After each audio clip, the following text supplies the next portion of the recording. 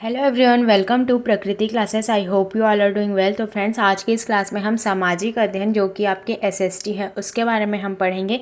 ये हमारी 5वीं क्लास होगी। इससे पहले हमने एसएसटी की 4 क्लासेस ले ली हैं, तो जिन्होंने भी वो सभी क्लासेस नहीं देखी वो जाकर देख सकते हैं।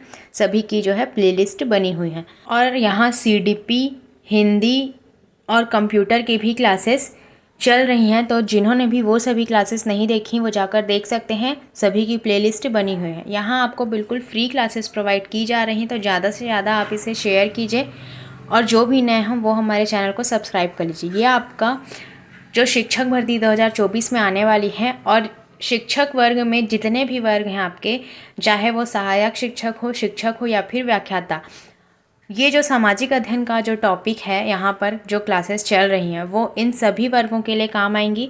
और जो आपका CG-टेट 2024 जो कि अभी जून में आपका पेपर होने वाला है, उसके लिए भी ये बहुत ही इम्पोर्टेंट है। और आपका सी टेट भी आपका जुलाई में होने वाला है, तो उसके लिए भी ये क्लास जो है वो बहुत ही इम्पॉर्टेंट है। तो आप मान सकते हैं कि एक वीडियो में आपके सभी जो एग्ज़ाम्स हैं वो कवर होंगे। तो ये सभी जो क्लासेस चल रही हैं यहाँ, जो आपको फ्री क्लासेस प्रोवाइड की जा रही हैं, वो आपके एग्ज़ाम के पॉइंट ऑफ व्यू से बहुत ही इम्पॉर्टेंट है। तो जो भी नए हों वो हमारे चैनल को सब्सक्राइब कर लीजिए। वीडियो पसंद आए तो लाइक, कॉमेंट एंड शेयर ज़रूर कीजिए। ज़्यादा से ज़्यादा आप इसे शेयर करेंगे तो सभी को जो है फ्री क्लासेस मिल सकेंगी। और आप हमारे टेलीग्राम को भी ज्वाइन कर सकते हैं। यहाँ आपको बिल्कुल फ्री PDF प्रोवाइड कर दी जाएंगी।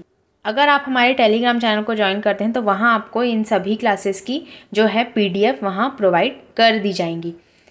तो ज़्यादा से ज़्यादा आप हमारे टेलीग्राम चैनल को भी ज्वाइन कर सकते हैं। जिन्हें भी PDF चाहिए वो टेलीग्राम चैनल को ज्वाइन कर सकते हैं। लिंक आपको डिस्क्रिप्शन में मिल जाएगा। तो चलिए आज की क्लास हम स्टार्ट करते हैं। ये आपके CG व्यापम में जितने भी एग्ज़ाम्स होते हैं उन सभी में जो आपका सामाजिक विज्ञान पूछा जाता है उसके लिए ये बहुत ही काम आएंगी। तो जो भी CG व्यापम के जितने भी एग्ज़ाम्स की तैयारी करते हैं उनके लिए ये सभी क्लासेस बहुत ही इम्पॉर्टेंट हैं। तो जो भी नए हों वो हमारे चैनल को सब्सक्राइब कर लीजिए, क्योंकि आप देख रहे हैं यहाँ आपको बिल्कुल एग्ज़ाम ओरिएंटेड चीज़ें प्रोवाइड की जा रही हैं। तो चलिए आज की जो है ये क्लास हम स्टार्ट करते हैं। तो आज की इस क्लास में हम पढ़ेंगे जो आपकी सिंधु सभ्यता है, सिंधु घाटी सभ्यता, उसके बारे में आज की इस क्लास में हम पढ़ेंगे। तो सबसे पहले आप देख सकते हैं जो हमारा आरंभिक नगर था, जो सिंधु घाटी सभ्यता थी उसमें जो आरंभिक नगर था, द फर्स्ट सिटी, उसके बारे में हम पढ़ेंगे। जो सिंधु घाटी सभ्यता उसके बारे में आज की इस क्लास में हम पूरे डिटेल से पढ़ेंगे। तो इसमें लिखा गया है कि सिंधु घाटी की सभ्यता भारतीय उपमहाद्वीप की एक प्राचीन सभ्यता है। ये आपकी एक प्राचीन सभ्यता है। इसे हम ताम्र पाषाण कालीन सभ्यता भी कहते हैं। ये जो आपका है ताम्र पाषाण कालीन सभ्यता है।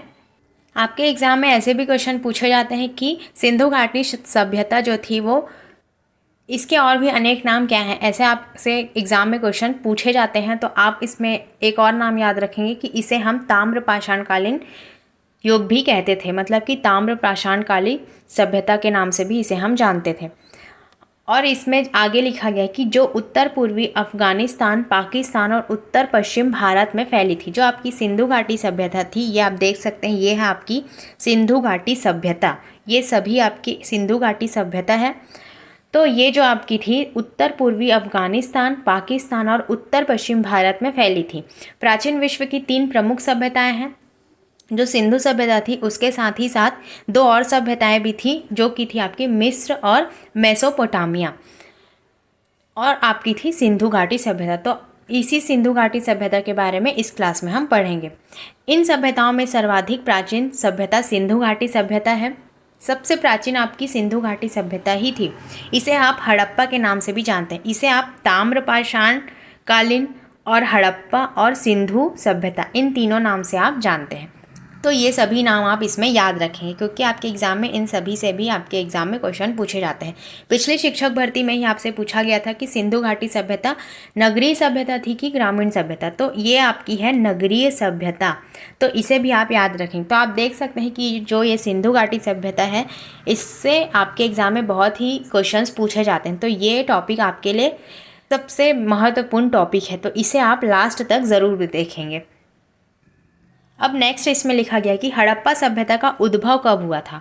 तो इसमें आप देख सकते हैं कि हड़प्पा के खंडहरों का पहली बार वर्णन जो था वो चार्ल्स मेंशन द्वारा सन 1842 में किया गया था। इसके जो नाम हैं और जो सन है उसे भी आप याद रखेंगे, क्योंकि इससे भी आपके एग्जाम में क्वेश्चन पूछे जाते हैं। ये जितने भी पॉइंट्स यहाँ पर लिखे गए हैं वो सभी इंपॉर्टेंट हैं, तो सभी पॉइंट्स को आप अच्छे से याद रखेंगे। तो जो हड़प्पा के खंडहरों का पहली बार जो वर्णन किया था वो था आपका चार्ल्स मेंशन द्वारा सन 1842 में। सन 1856 में जनरल अलेक्जेंडर कनिंघम ने हड़प्पा की यात्रा की। देखिए, पहली बार वर्णन किसके द्वारा किया गया ऐसे पूछा जाएगा तो चार्ल्स मेंशन द्वारा 1842 में किया गया, और 1856 में जो हड़प्पा की यात्रा की गई थी वो जनरल जो अलेक्जेंडर कनिंघम थे उनके द्वारा की गई थी। तो ये दोनों नाम आप याद रखेंगे। अब इसमें आगे लिखा गया था, सबसे महत्वपूर्ण पॉइंट इसमें लिखा गया है कि जहां भारतीय रेलवे लाइन बिछाई जा रही थी, जो 1856 है वहीं पर भारतीय रेलवे लाइन बिछाई जा रही थी। ये जो लाइन है उससे भी आपके एग्जाम में क्वेश्चन पूछी गई है। तो इसमें लिखा गया है कि यह रेलवे लाइन कराची और लाहौर को जोड़ती है। वर्ष 1921 में पहली बार सर जॉन मार्शल ने प्रथम हड़प्पा कालीन स्थल उत्खनन की खोज की थी। जो 1921 में सर जॉन मार्शल ने जो पहली उत्खनन की खोज की थी वो थी आपकी 1921 में, और ये जो भारतीय रेलवे लाइन थी वो कराची और लाहौर को जोड़ती थी। तो इस प्रकार से ये सभी पॉइंट्स आप इसमें याद रखेंगे। आगे इसमें आप देख सकते हैं हड़प्पा कालीन स्थल की खुदाई के बाद उनसे संबंधित इमारत और अन्य वस्तुएं भी मिली हैं। जो इसकी खोज की गई थी, जो खुदाई की गई थी, उसमें आपके इमारत और अन्य वस्तुएं भी मिली थी, जिससे संपूर्ण हड़प्पा संस्कृति का ज्ञान हुआ। इन सभी की खोज से ही आपको हड़प्पा संस्कृति का ज्ञान हुआ था। इस सभ्यता की सबसे स्वीकृत समय अवधि जो थी 2500 BC से 1700 BC मानी गई है। ये आपके कार्बन डेटिंग के आधार पर इसे जो समय अवधि है इसे मानी गई। तो ये डेट भी आप याद रखेंगे, 2500 BC से लेकर 1750 BC तक। तो ये सभी पॉइंट्स आप याद रखेंगे। एक एक पॉइंट से आपके एग्जाम में डायरेक्ट क्वेश्चन पूछा गया है। तो ये सभी पॉइंट्स जो भी यहाँ आपके लिए लाए गए हैं वो सभी इंपॉर्टेंट है, इनसे ही आपके एग्जाम में क्वेश्चंस पूछे जाते हैं। अब नेक्स्ट आप देखेंगे हड़प्पा सभ्यता की जो विशेषताएं हैं उसके बारे में। हड़प्पा सभ्यता का क्षेत्र बहुत विस्तृत था। इसका जो क्षेत्र था बहुत ही विस्तृत था, बहुत बड़े भागों में ये फैला हुआ था। इसमें लिखा गया कि जो उत्तर में मांडा है जो जम्मू कश्मीर में था, और दक्षिण में दायमाबाद जो महाराष्ट्र में है, पूर्व में आलमगीर जो कि उत्तर प्रदेश में है, तथा पश्चिम में सुतका गेडोर जो कि अफगानिस्तान तक फैला हुआ था। तो इन सभी जगह पर जो है आपकी हड़प्पा सभ्यता फैली हुई थी। तो आप देख सकते हैं कि इसका कितना विस्तृत रूप था। तो इन सभी के नाम भी आप याद रखेंगे। आपसे एग्जाम में ऐसे भी क्वेश्चन पूछा जाता है कि हड़प्पा सभ्यता कहाँ तक फैली हुई थी। आपसे 4 ऑप्शन दे दिए जाएंगे, उसमें से ये सभी नाम अगर आपको पता होंगे तो आप सही टिक लगाकर ज़रूर आएंगे। नेक्स्ट आप देख सकते हैं इसमें हड़प्पा कालीन शहर पंजाब, सिंध प्रांत, गुजरात, राजस्थान, हरियाणा तथा पश्चिमी उत्तर प्रदेश, बलूचिस्तान, अफगानिस्तान में पाए गए हैं। जो आपका हड़प्पा कालीन शहर है वो इन सभी जगहों पर पाए गए हैं। तो ये सभी नाम भी आप याद रखेंगे। इन नगरों में कई नगरों को 2 या उससे ज़्यादा हिस्सों में विभाजित किया गया था। प्रायः पश्चिम भाग छोटा था लेकिन ऊंचाई पर बना था, और पूर्व हिस्सा बड़ा था। जो पश्चिम भाग छोटा था और लेकिन वो ऊंचाई पर बना था, और पूर्वी हिस्सा आपका बड़ा था, लेकिन यह निचले इलाके में था। जो आपका पूर्वी हिस्सा था वो आपके निचले इलाके में था, और जो आपका पश्चिमी भाग जो कि छोटा था लेकिन वो ऊंचाई पर बना था। तो ये पॉइंट भी आप याद रखेंगे। ऊंचाई वाले भाग को पुरातत्वविदों ने नगर दुर्ग कहा, ये भी नाम आप याद रखेंगे। और निचले हिस्से को निचला नगर कहा जाता था। दोनों हिस्सों की 4 दीवारियां पक्की ईंटों से बनाई जाती थी। जो दोनों नगरों हैं उनकी जो 4 दीवारियां थे उन्हें पक्की ईंटों से बनाई गई थी। इसकी ईंटें इतनी अच्छी थीं कि हज़ारों साल बाद भी उनकी दीवारें खड़ी रही। उस टाइम के जो ईंटें थी वो बहुत ही मजबूती से बनाए जाते थे, तो इसीलिए उनके जो दीवार थे हज़ारों सालों तक भी वो वैसी की वैसी खड़ी रहती थी। दीवार बनाने के लिए ईंटों की चिनाई इस तरह करते थे कि दीवारें बहुत ही मजबूत रहें, इसीलिए वो हज़ारों साल बाद भी उनकी दीवारें खड़ी रहती थी। तो ये सभी पॉइंट्स आप इसकी विशेषताओं के अंतर्गत याद रखेंगे। आगे आप देख सकते हैं जिससे आपके एग्जाम में बहुत ही क्वेश्चन अभी तक पूछे गए हैं। कालीबंगा और लोथल जैसे अन्य नगरों में अग्निकुंड मिले हैं। आपसे एग्जाम में ऐसे क्वेश्चन पूछे जाते हैं कि अग्निकुंड आपको कहाँ से मिले हैं। तो तो आप दो नाम याद रखेंगे, पहला आपका कालीबंगा और दूसरा है लोथल। लोथल और कालीबंगा में आपके अग्निकुंड मिले हैं, जहाँ संभवतः यज्ञ किए जाते थे। यज्ञ किए जाते थे, इससे ही आपको पता चला कि अग्निकुंड मिले हैं, और ये जो मिले हैं वो आपके कालीबंगा और लोथल में मिले हैं। हड़प्पा, मोहनजोदड़ो और लोथल जैसे कुछ नगरों में बड़े बड़े अन्नागार मिले हैं। अब अन्नागार कहाँ मिले ये भी आपसे पूछा जा सकता है। तो जो अन्नागार है वो हड़प्पा और मोहनजोदड़ो और लोथल जैसे कुछ नगरों में मिले हैं। तो ये सभी नाम भी आप याद रखेंगे। आगे इसमें आप देख सकते हैं, नगर आधुनिक पाकिस्तान के पंजाब और सिंध प्रांतों, भारत के गुजरात, राजस्थान, हरियाणा और पंजाब प्रांतों में मिले हैं। ये जो सभी नगर है वो पाकिस्तान के पंजाब और सिंध प्रांत और भारत के गुजरात, राजस्थान, हरियाणा और पंजाब प्रांतों में मिले हैं। इन सभी स्थलों से पुरातत्वविदों को अनोखी वस्तुएं मिली हैं, जैसे कि इन सभी जगहों से अब क्या क्या चीज़ें मिले हैं ये आप देख सकते हैं। मिट्टी के लाल बर्तन मिले हैं जिन पर काले रंग के चित्र बने थे। पत्थर के बाट मिले हैं, मोहरे, मनके, तांबे के उपकरण और पत्थर के लंबे ब्लेड। कि सभी नाम आप याद रखें, क्योंकि इनसे ही आपके एग्जाम में क्वेश्चन पूछे जाते हैं। अग्निकुंड कहाँ मिले हैं तो आपको पता होना चाहिए कि कालीबंगा और लोथल में मिले हैं। अन्नागार आपको कहाँ मिले, हड़प्पा, मोहनजोदड़ो, लोथल में मिले हैं। तो ये सभी नाम आप याद रखेंगे। एक एक पॉइंट आपके एग्जाम के पॉइंट ऑफ व्यू से बहुत ही इंपॉर्टेंट है। अब यहाँ आप डायरेक्ट देख सकते हैं नगरीय जीवन लिखा गया है। तो आपके एग्जाम में यही पूछा गया था कि सिंधु सभ्यता कैसी, जो नगर थी वो किस प्रकार की नगर थी। जो सिंधु घाटी सभ्यता थी वो नगरीय सभ्यता थी, ना कि ग्रामीण सभ्यता। तो इसे भी आप याद रखेंगे। अब इसमें आप देख सकते हैं सैंधव समाज मात्र प्रधान था। नगरों के भग्नावशेष से पता चलता है कि शहरों के लोग विलासितापूर्ण जीवन जीते थे तथा भिन्न भिन्न वर्गों का अस्तित्व था। समाज में व्यापारी वर्ग सबसे प्रभावशाली था। जो उनका समाज था उसमें जो व्यापारी वर्ग थे वो सबसे प्रभावशाली था। कृषक, शिल्पकार, मजदूर सामान्य लोग थे। जो सामान्य लोगों में थे वो थे कृषक, शिल्पकार और मजदूर, और व्यापारी लोग सबसे प्रभावशाली थे। तथा चिकित्सक, पुरोहित, अधिकारी शिक्षित वर्ग के थे। वर्गों से भी आपके एग्जाम में क्वेश्चन पूछे जाते हैं, तो इन सभी वर्ग में कौन कौन से वर्ग आ रहे हैं ये सभी के नाम आप याद रखेंगे। लोग सूती एवं ऊनी वस्त्रों का प्रयोग करते थे। तो जो उनके कपड़े हैं उनके भी नाम आप याद रखेंगे कि सूती और ऊनी वस्त्रों का वो प्रयोग करते थे। इसमें आगे आप देख सकते हैं हड़प्पा की श्रमिक बस्तियों के अवशेष यहाँ दास प्रथा के संकेत देते थे। जो श्रमिक बस्तियाँ थी उनके जो अवशेष मिले हैं वो उनके दास प्रथा के संकेत देते थे। हड़प्पा सभ्यता के लोगों में शाकाहार और मांसाहार दोनों का प्रचलन था। उसमें शाकाहारी भी थे और मांसाहारी भी थे। गेहूं, जौ, तरबूज, नारियल, नींबू, अनार, भेड़, बकरी, सुअर, मुर्गी आदि के साक्ष्य जो हैं वहाँ से मिले हैं आपके हड़प्पा सभ्यता से। अब इसमें आभूषणों के बारे में भी आप देख सकते हैं। एक एक पॉइंट से आपके एग्जाम में क्वेश्चन पूछा गया है, तो सभी पॉइंट्स को आप ज़रूर देखिए और याद रखिए। संभवतः शासक लोग खूबसूरत मनके तथा सोने चांदी से बने आभूषण जैसे कीमती चीज़ों को अपने पास रखते थे। इन नगरों में लिपिक भी होते थे जो मुहरों पर लिखते थे। जो लिपिक थे वो इन नगरों में पाए जाते थे और मुहरों पर ये जो है लिखते थे। तो ये सभी पॉइंट्स आप याद रखेंगे। नेक्स्ट इसमें आप देख सकते हैं इन नगरों में शिल्पकार स्त्री पुरुष भी रहते थे। जो शिल्पकार होते थे वो स्त्री पुरुष भी थे, जो अपने घरों या किसी उद्योग स्थल पर तरह तरह की चीज़ें बनाते थे। लोग लंबी यात्राएं भी करते थे और वहाँ से उपयोगी वस्तुएं लाते थे। अब नेक्स्ट आप देख सकते हैं जो भवन, नाले और सड़कें थी यहाँ पर किस प्रकार की थी उसे आप देखेंगे। तो आप देख सकते थे जो भवन, नाले और सड़कें थी वो थी आपकी। इन नगरों के घर आमतौर पर 1 या 2 मंजिले के होते थे। जो इनके घर थे वो 1 या 2 मंजिले के होते थे, जिनके निर्माण के लिए पक्की ईंटों का प्रयोग किया जाता था। घर के आंगन के चारों ओर कमरे बनाए जाते थे। अधिकांश घरों में एक अलग स्नानागार होता था।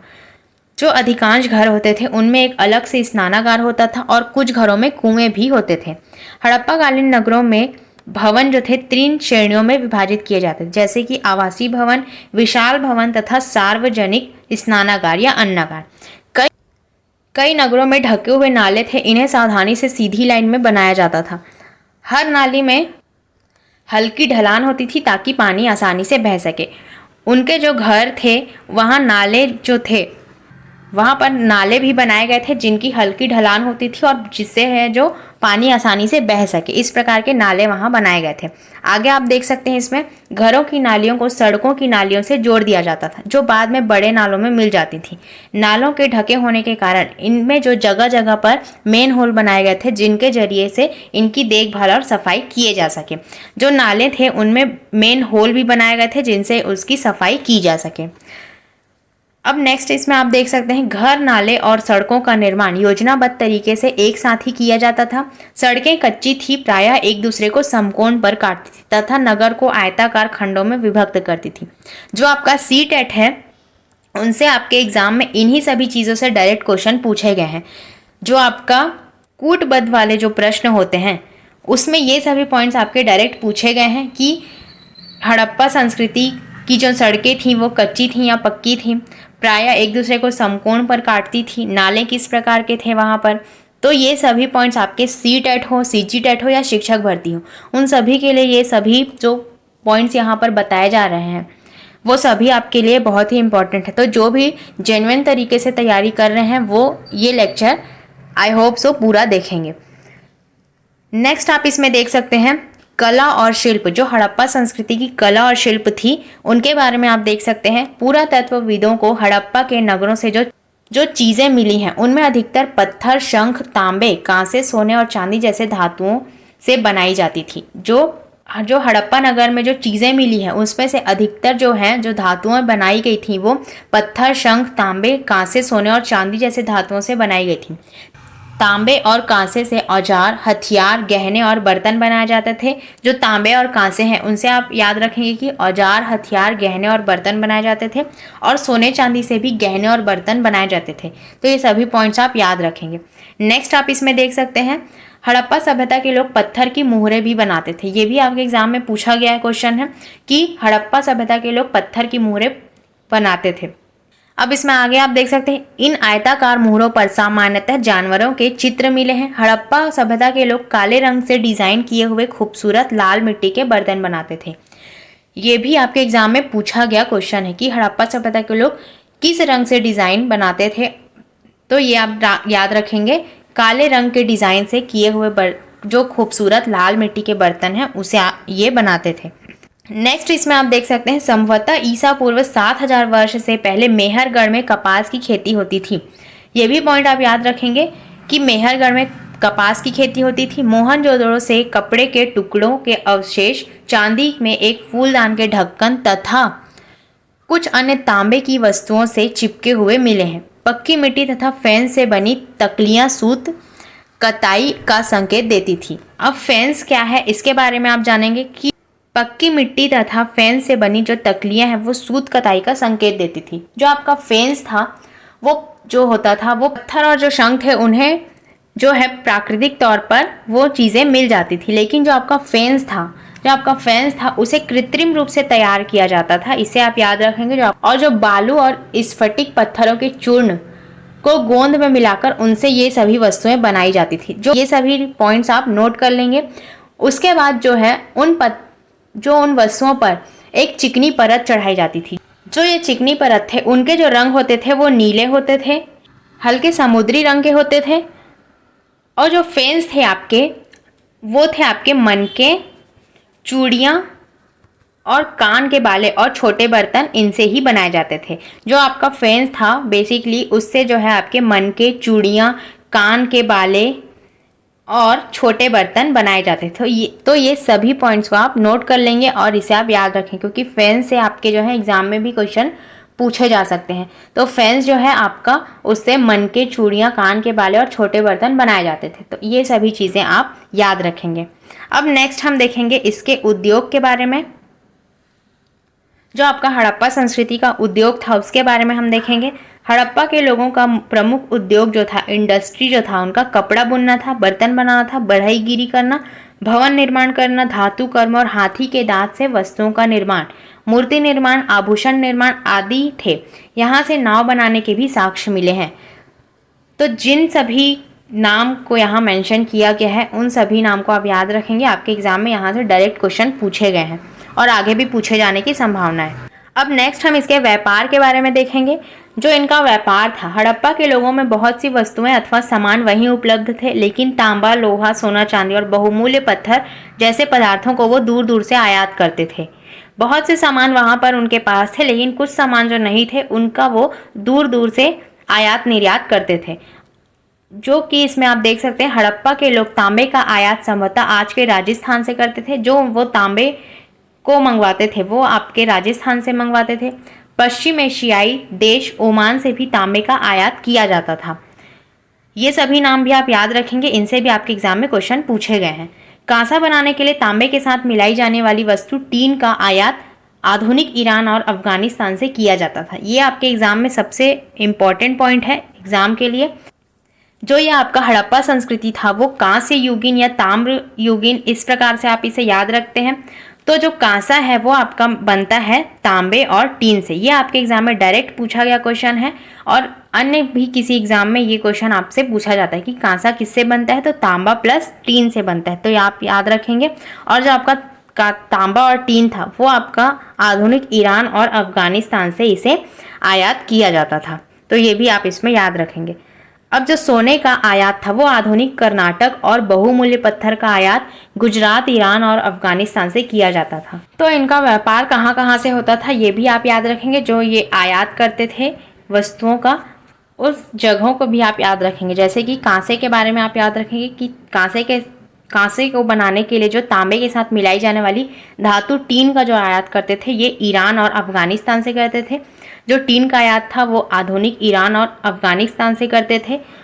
और जो सोने का आयात था वो आधुनिक कर्नाटक से करते थे। और पत्थरों का आयात ये करते थे गुजरात, ईरान और अफगानिस्तान से। और जो तांबे का आयात करते थे वो राजस्थान से करते थे। और राजस्थान के साथ साथ ही एशियाई देश जो था आपका ओमान से भी तांबे का ये आयात करते थे। तो ये सभी जो जगह हैं उनके नाम भी आप याद रखेंगे, तो इनसे भी आपके एग्जाम में क्वेश्चन पूछे जाते हैं। अब नेक्स्ट हम देखेंगे इनके जो धार्मिक जीवन थे उसके बारे में हम देखेंगे। जो धार्मिक जीवन था इनका, उसे आप देख सकते हैं। हड़प्पा संस्कृति के लोग मानव, पशु तथा वृक्ष तीनों रूप में भगवान की उपासना करते थे। ये जो पूजते थे वो प्रायतः मानव, पशु, जो मानव थे वो प्रायः किसे भगवान के रूप में मानते थे, जो पशु और वृक्ष थे इसे ही वो भगवान के रूप में मानते थे। हड़प्पा के लोगों का धार्मिक जीवन था हिंदू जीवन पद्धति से मिला जुला। नेक्स्ट आप देख सकते हैं इसमें, हड़प्पा के पुरा स्थलों से प्राप्त मिट्टी की मूर्तियां, पत्थर की छोटी मूर्तियां, मुहरों, पत्थर निर्मित लिंग एवं योनियों, मित्रदंडों पर चिन्हित चिन्हों से यह परिलक्षित था कि धार्मिक विचारधारा मातृ देवी, पशुपतिनाथ, लिंग योनि, वृक्ष प्रतीक, पशु जल आदि की पूजा की जाती थी। तो इनमें जो पूजा की जाती थी उनके नाम भी आप याद रखेंगे। मातृ देवी, पशुपतिनाथ, लिंग योनि, वृक्ष प्रतीक, पशु जल, इन सभी की ये पूजा करते थे। तो ये सभी नाम आप याद रखेंगे। नेक्स्ट आप इसमें देख सकते हैं, हड़प्पा सभ्यता से स्वास्तिक और चक्र के भी साक्ष्य मिले हैं जो सूर्य पूजा के प्रतीक है। ये भी आपके सीटेट में पूछा गया क्वेश्चन है। जो स्वास्तिक और चक्र थे उन सभी के साक्ष्य जो हैं मिले हैं यहाँ से हड़प्पा सभ्यता से, और ये जो है सूर्य पूजा का प्रतीक है। इसमें आगे आप देख सकते हैं लोग भूत प्रेत, तंत्र मंत्र, जादू टोना आदि में भी विश्वास रखते थे। तो ये सभी पॉइंट्स भी आप याद रखेंगे। अब नेक्स्ट हम देखेंगे जो हड़प्पा सभ्यता के 4 सबसे महत्वपूर्ण स्थल थे, जो कि आपके एग्जाम के पॉइंट ऑफ व्यू से द मोस्ट इंपॉर्टेंट पॉइंट्स हैं, तो इसे आप याद रखेंगे। इसे हम देखेंगे जो 4 महत्वपूर्ण स्थल हैं जो कि निम्नलिखित है। पहला है आपका मोहनजोदड़ो। मोहनजोदड़ो से आपके एग्जाम में हमेशा क्वेश्चन पूछे जाते हैं, तो आप देख सकते हैं जो आपका मोहनजोदड़ो था वो उसका अर्थ ही था मृतकों का टीला, जिसे सिंधी भाषा में मोहनजोदड़ो, ये जो आपका मृतकों का टीला है वो सिंधी भाषा में मोहनजोदड़ो का शाब्दिक अर्थ है। मोहनजोदड़ो को सिंधी भाषा में उसका जो शाब्दिक अर्थ निकलता है वो मृतकों का टीला है। इसे हम मृतकों का टीला भी कहते हैं। यह पाकिस्तान के सिंध प्रांत में लरकना जिले में सिंधु नदी के किनारे स्थित प्रमुख नगर था। जो आपका मोहनजोदड़ो था वो कहाँ स्थित था, तो पाकिस्तान के सिंध प्रांत के लरकना जिले में सिंधु नदी के किनारे स्थित प्रमुख नगर था। इसकी खोज जो हुई थी सर्वप्रथम 1922 में हुई थी। तो ये सभी पॉइंट्स आप इसमें याद रखेंगे। मोहनजोदड़ो में विशाल जलकुंड बनाया गया था जब अब मोहनजोदड़ो में क्या क्या बनाए गए थे इसे भी आप याद रखेंगे। तो विशाल जलकुंड बनाया गया था जिसे पुरातत्वविदों ने महान स्नानागार का नाम दिया। इस नगर की सबसे बड़ी इमारत थी विशाल अन्नगार। तो ये सभी चीज़ें आप इसमें याद रखें। अब नेक्स्ट आप देखेंगे धौलावीरा के बारे में। धौलावीरा से भी आपके एग्जाम में क्वेश्चन पूछे जाते हैं। गुजरात में कच्छ प्रदेश के उत्तरी भाग में धौलावीरा एक प्राचीन महानगर था। जो आपका धौलावीरा था ये गुजरात में पाया जाता है। तो गुजरात में जो कच्छ प्रदेश के उत्तरी भाग में धौलावीरा पाया जाता है। इस नगर में मिले कुछ अवशेषों में हड़प्पा लिपि के बड़े बड़े अक्षरों को पत्थरों में खुदा हुआ पाया गया था। जो ये नगर था उसमें हड़प्पा लिपि के बड़े बड़े अक्षरों से पत्थरों में खुदा हुआ पाया गया है। जो बड़े बड़े अक्षर थे वो पत्थरों में खुदे हुए पाए गए थे। तो यही धौलावीरा में पाया गया था।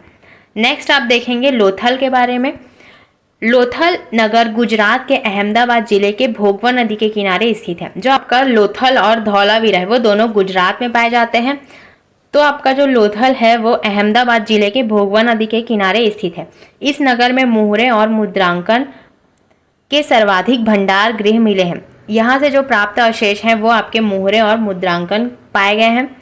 इन नगर से प्राप्त अवशेषों से यह ज्ञात हुआ है कि यहाँ पर रहने वाले लोग 1800 ईस्वी पूर्व चावल उगाते थे। यहाँ से ही आपके चावल उगाने के अवशेष मिले हैं। तो इसे भी आप याद रखेंगे। नेक्स्ट आपका है कालीबंगा। कालीबंगा का शाब्दिक अर्थ है काले रंग की चूड़ियाँ। कालीबंगा स्थित है आपके राजस्थान में।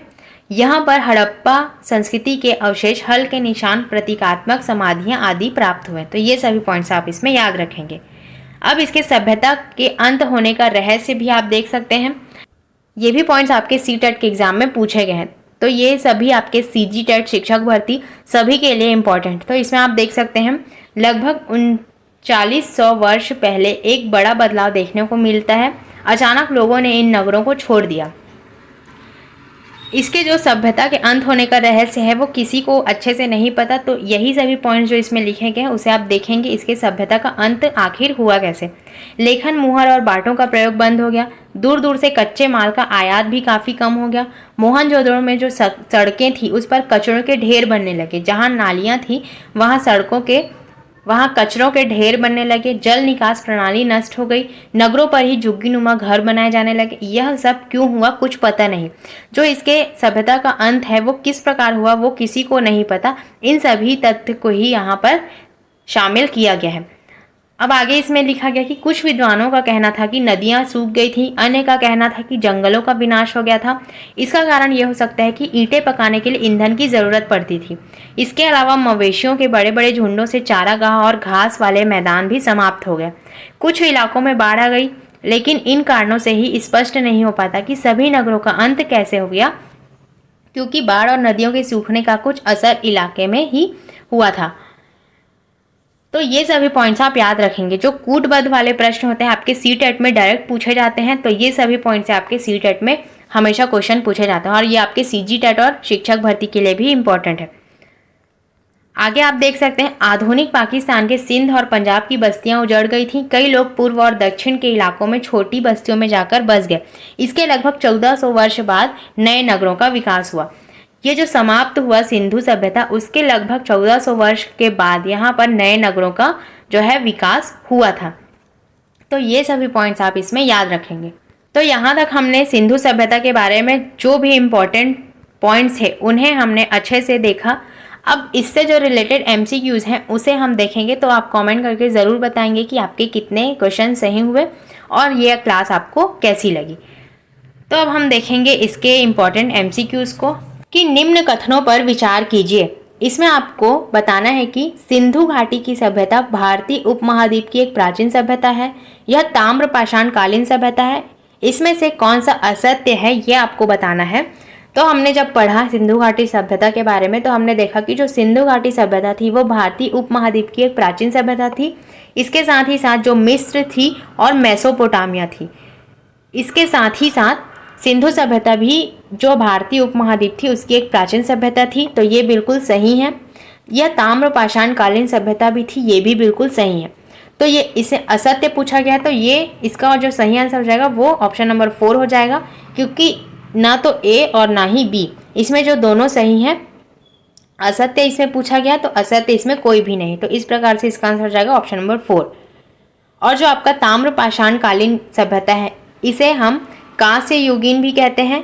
तो जो कांसा आपका बनता था वो बनता था तांबे और टीन से, तो इसे भी आप याद रखेंगे। नेक्स्ट हम देखते हैं, नेक्स्ट क्वेश्चन है हमारा क्वेश्चन नंबर 2। निम्न में से विश्व की सर्वाधिक प्राचीन सभ्यता कौन सी है? मिस्र की सभ्यता, मेसोपोटामिया की सभ्यता, हड़प्पा सभ्यता या इनमें से कोई नहीं। तो जो आपका सबसे प्राचीन सभ्यता थी ये तीनों ही आपकी जो प्राचीन सभ्यता थी, लेकिन जो विश्व की सबसे प्राचीन सभ्यता आपसे पूछा जाए तो आप बताएंगे हड़प्पा सभ्यता। हड़प्पा सभ्यता इसमें सबसे प्राचीन सभ्यता हो जाएगी। अब नेक्स्ट है हमारा क्वेश्चन नंबर 3। निम्न में से किसने सन 1856 में हड़प्पा की यात्रा की थी? Charles Manson, Alexander Cunningham, John Marshall या जेम्स प्रिंसेप। तो इसका जो सही आंसर हो जाएगा 1856 में हड़प्पा की यात्रा किसने की थी? तो अलेक्जेंडर कनिंघम ने हड़प्पा की यात्रा की थी सन 1856 में। तो ये सभी पॉइंट्स आप याद रखेंगे। तो आप देख सकते हैं यहाँ पर आपको कितने अच्छे तरीके से पहले थ्योरी कराई जा रही है, उसके साथ ही इंपॉर्टेंट एमसीक्यूज कराई जा रही है, वो भी बिल्कुल फ्री। तो जो भी नए हो वो हमारे चैनल को सब्सक्राइब कर लीजिए, क्योंकि यहाँ आप देख सकते हैं आपको बिल्कुल एग्जाम ओरिएंटेड चीज़ें यहाँ पर प्रोवाइड की जा रही हैं। ऐसी क्लासेस आपको पेड क्लासेस में भी नहीं मिलती। तो ज़्यादा से ज़्यादा आप इसे शेयर कीजिए, लाइक कीजिए और कमेंट ज़रूर कीजिए। नेक्स्ट आप देख सकते हैं, निम्न में से कौन सा कथन सत्य है? हड़प्पा के खंडहरों का पहली बार वर्णन चार्ल्स मैनसन द्वारा 1842 में किया गया था। वर्ष 1921 में सर जॉन मार्शल ने हड़प्पा कालीन स्थल की खोज की थी। इस सभ्यता की सबसे स्वीकृत समय अवधि 2500 बीसी से 1750 बीसी तक मानी गई है, या उपरोक्त सभी। तो इसका जो सही आंसर हो जाएगा वो उपरोक्त सभी हो जाएगा, क्योंकि ये सभी पॉइंट्स इसमें सही हैं। इस प्रकार से इसका आंसर हो जाएगा ऑप्शन नंबर 4। इसके बारे में हमने थ्योरी में बहुत डिटेल से पढ़ा भी था। आप बार बार अगर इसे 3 से 4 बार भी देखेंगे तो आपको सभी चीज़ें याद हो जाएंगी। तो ज़्यादा से ज़्यादा इसे आप देखिए और अच्छे से याद रखिए। अब इसमें नेक्स्ट क्वेश्चन है हमारा क्वेश्चन नंबर 5। निम्न में से कौन सा असत्य है, यह आपसे पूछा गया है। ऑप्शंस इसमें दिए गए हैं। मांडा जम्मू कश्मीर में स्थित है, दायमाबाद महाराष्ट्र में स्थित है, आलमगीरपुर पाकिस्तान में स्थित है और सुतका गंडोर अफगानिस्तान में स्थित था। तो इसमें जो सही आंसर हो जाएगा, आपसे असत्य पूछा गया है तो असत्य आपका हो जाएगा आलमगीर पाकिस्तान में स्थित है, जो कि आपका असत्य है। आलमगीर आपके पाकिस्तान में स्थित नहीं है, यह आपका स्थित है जम्मू और कश्मीर में। इस प्रकार से आप इसे याद रखें, जो आलमगीर है आपका जम्मू और कश्मीर में स्थित है, ना कि पाकिस्तान में।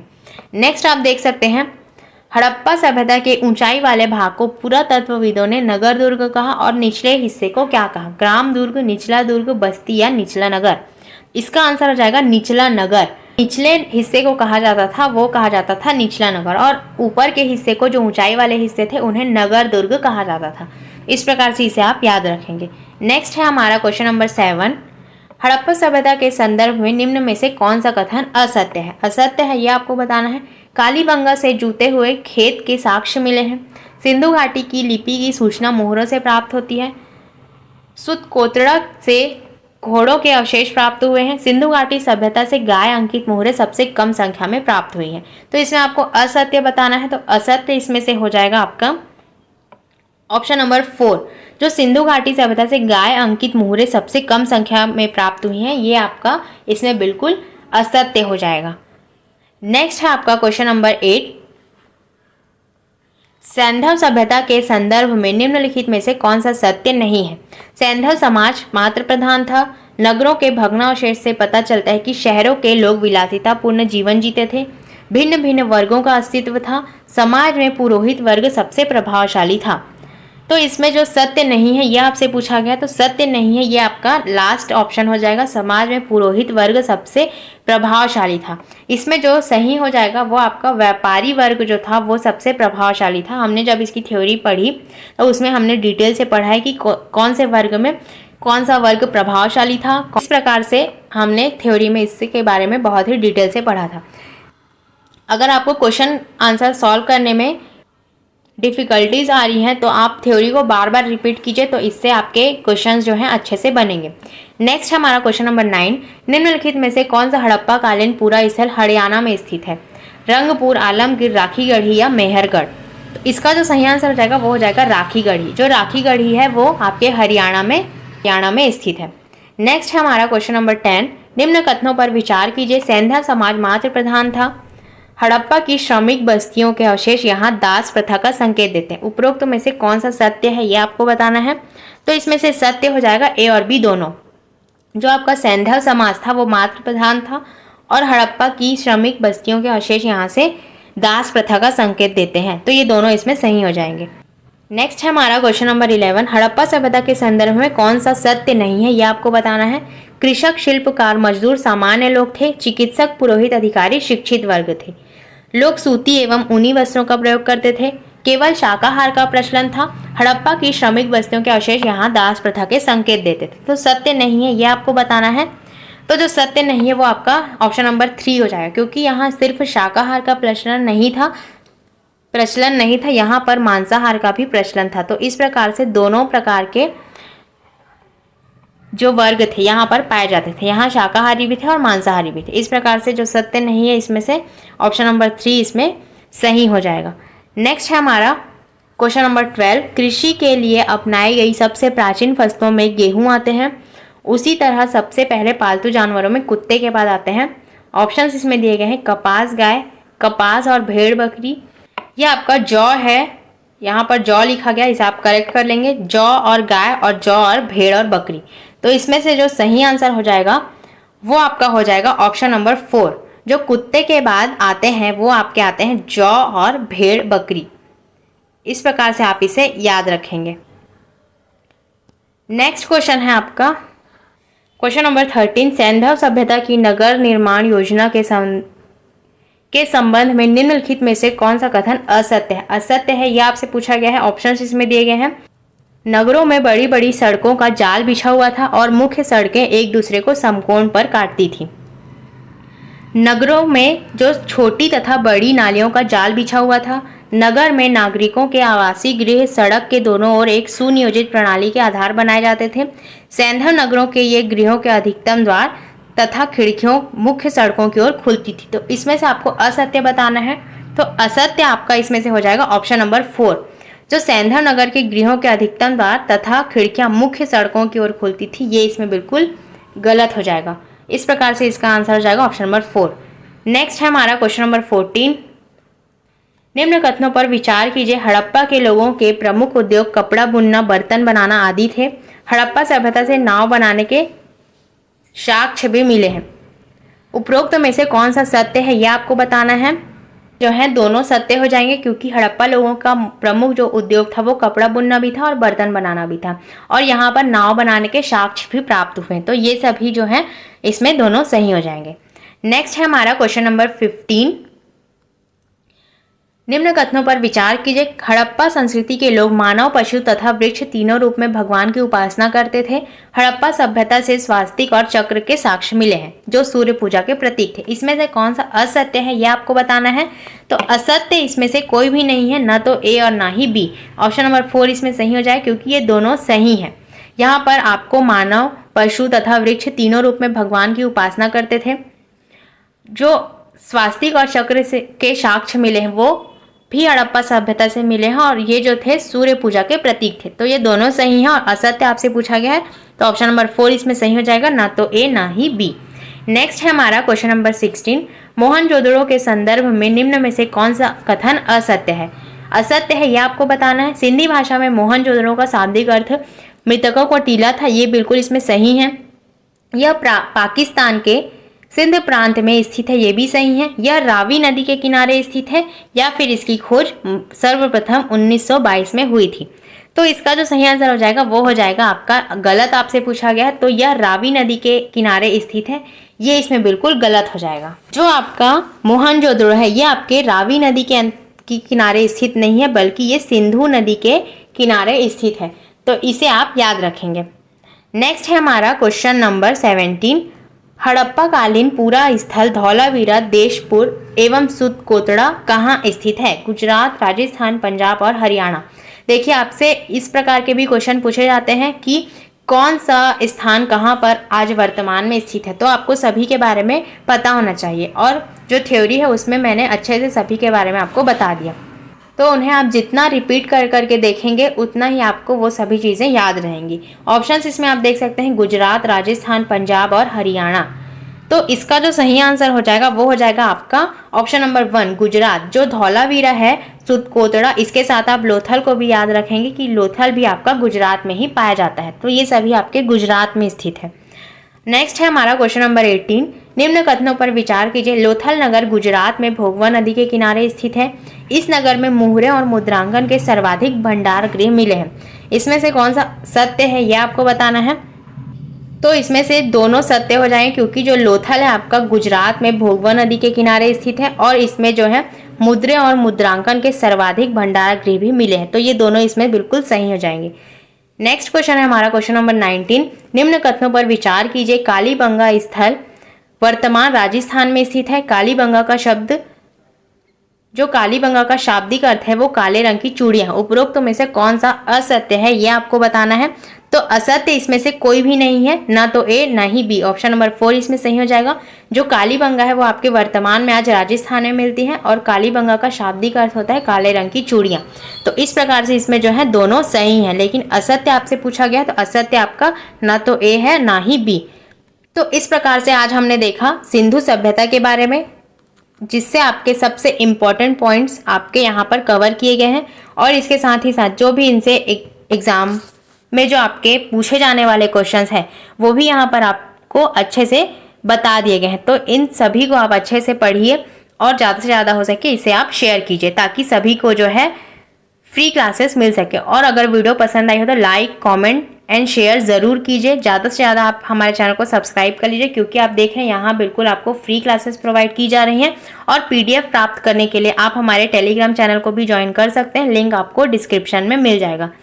तो आज की क्लास कैसी लगी ये आप कमेंट करके ज़रूर बताएंगे। ज़्यादा से ज़्यादा आप इसे शेयर कीजिए और जो भी नया हो वो हमारे चैनल को सब्सक्राइब कीजिए। मिलते हैं ऐसे ही नेक्स्ट वीडियो में, तब तक के लिए thank you and take care.